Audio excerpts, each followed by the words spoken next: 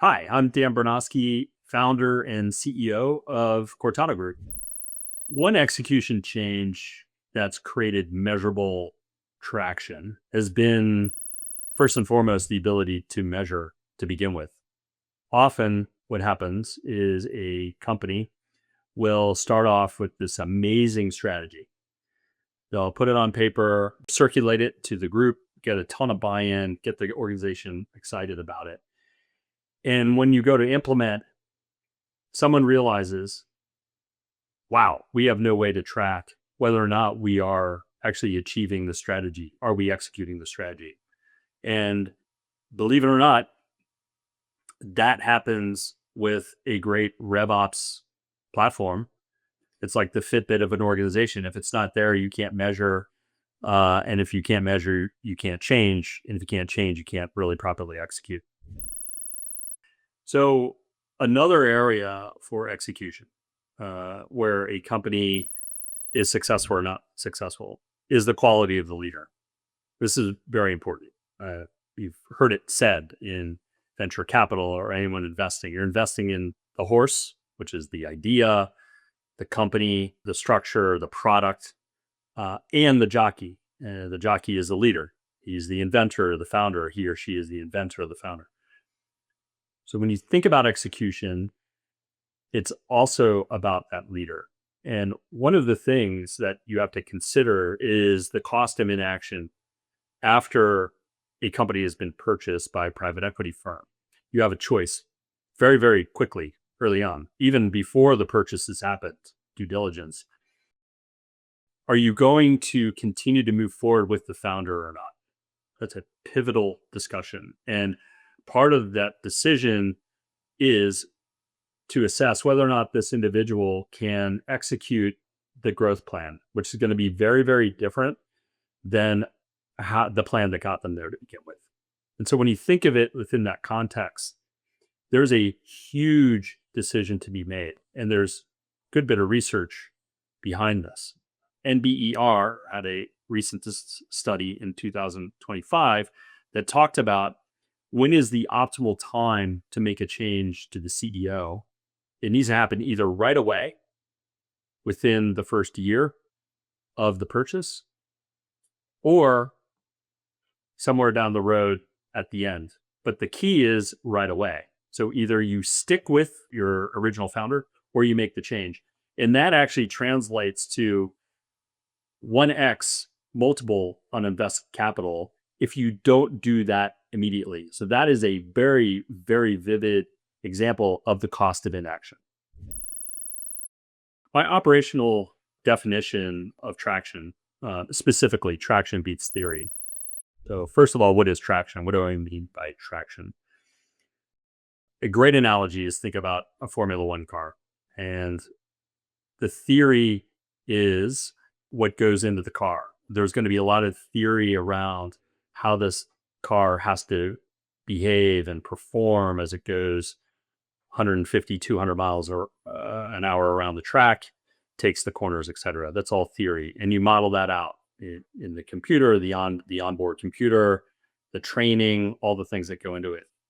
Traction, on the other hand, is when the car is actually turned on, you roll it onto the track, and literally when the tires start to grip, it moves forward and it actually achieves those velocities, achieves that performance. That's traction.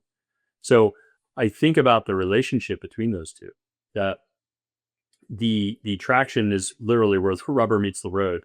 It's what propels the vehicle forward. So it's really the same thing with your organization, that when you need to execute your strategy, when you need to go into the market fast, you have to have that momentum. You have to have that ability to not only propel the company forward, but to react to either unforeseen circumstances or things that you are planning for down the road. You have to be able to react quickly. That's ultimately what traction is.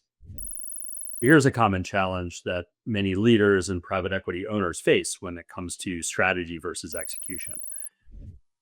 It is very, very easy to be satisfied with a well thought out strategy because it's fun.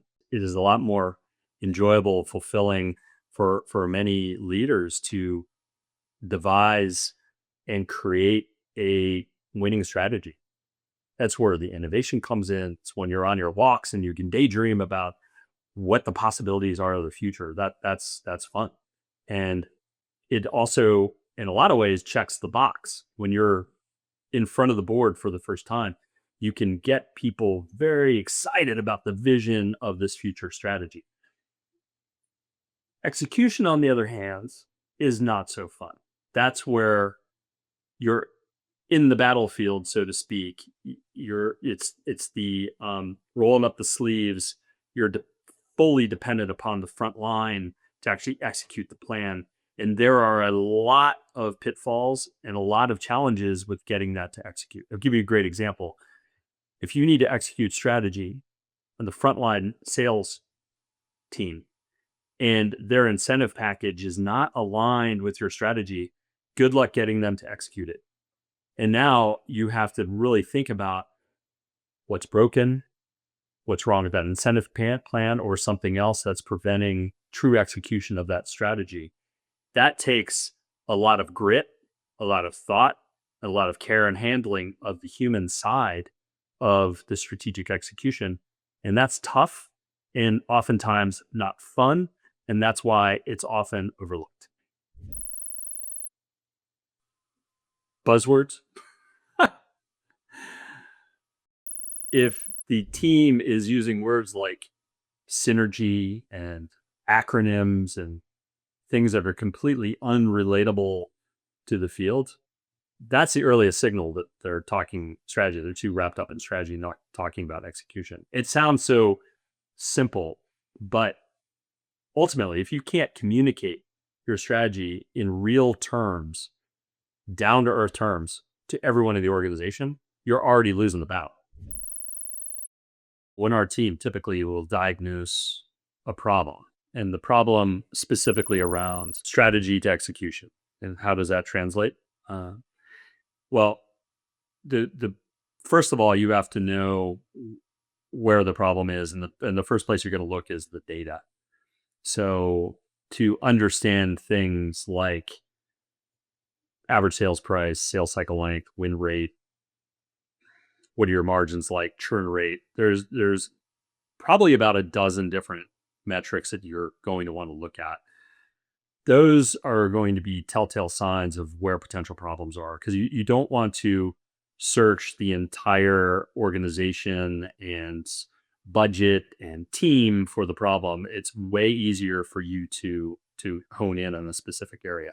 I mean, think about it. If you go to the doctor and you hurt your arm, you don't go get a full body scan. They focus in on the arm. That's it.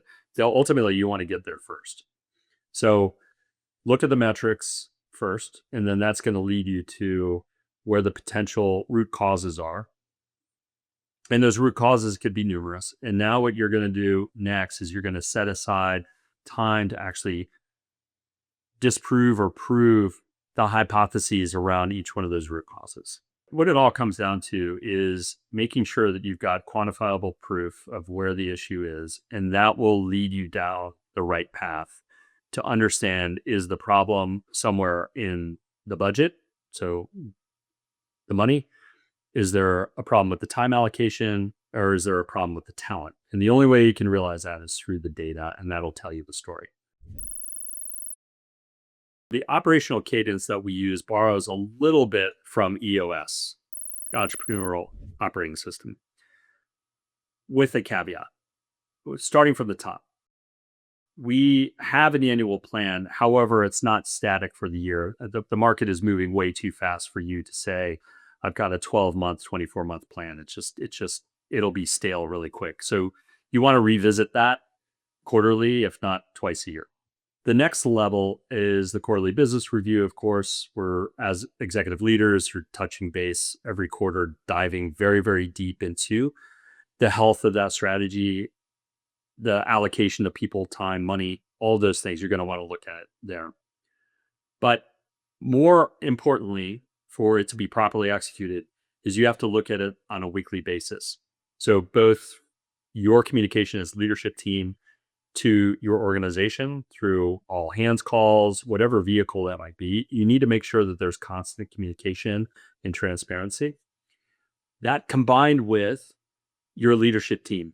Every week, you're looking at your core metrics.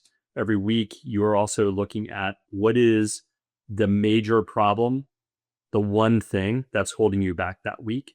And you as a team really need to discuss that. But that's on a weekly basis. And if you start to neglect that, it's very, very easy to drift off course.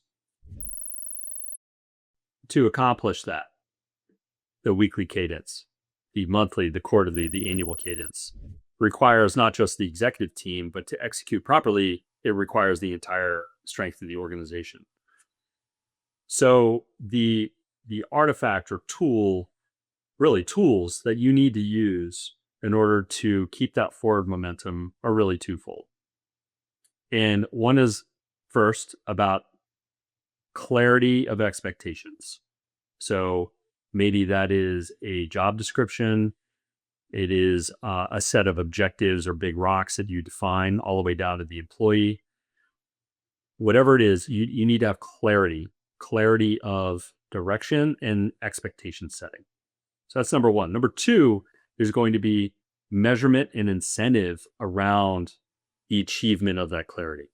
So everyone's compensation and incentive package has to be aligned with that.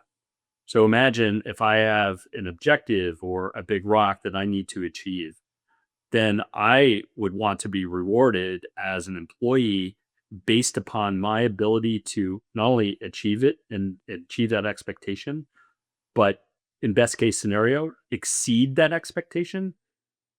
So that is going to be what ultimately moves the needle between the expectation setting, the ability to incentivize and measure the achievement or exceeding of that achievement. Those are the two things you need to have in order to move the ball forward. Oftentimes, leaders have a tremendous amount of pressure coming from them, not just from the competitive market, external forces, but in the context of private equity, the board and the ownership group are they're pushing that pressure, and it can be stifling. And so there is a tendency to want to move fast. And oftentimes, fast, whether the leader likes it or not, equates to sloppiness, sloppy execution. You're checking the box. I just need to get this off my plate because I'm getting pressure to execute fast. Back to racing analogies. Move slow. Slow is smooth. Smooth is fast. So you want to execute diligently and with a clear process. Make sure that it is methodical. And that will be leading to a smoother execution, which ultimately leads to quickness. Another way to say it is to slow down to speed up. And that just means, all right, let's take a breath. Let's make sure we're pointed the right direction. And then boom, then you go. The one thing that I will say, I will caution, is don't wait for perfection because that day will never come. When you think about AI or any technology that you're going to implement in your business, you have to be careful that you're not simply deploying technology for technology's sake. It is very easy to get enamored with a widget because it's cool and it's got an AI label on it. The only way that you can safeguard yourself against that is to start with the problem first. Fall in love with the problem and then back up from that and land on the solution. It might not always be AI. It might not always be a technology solution, by the way, but that is the only way that you can assure that it's going to solve the right problem by starting with the problem first. Let's talk a little bit about execution. We've done a tremendous amount of work in private equity and therefore a lot of work sitting side by side with founders. And one of the things I will say about strategy and execution, it is like getting thrown into a cold plunge. Think about that. You're a founder. You have had full autonomy to be able to make decisions yourself with very little recourse because you report to no one.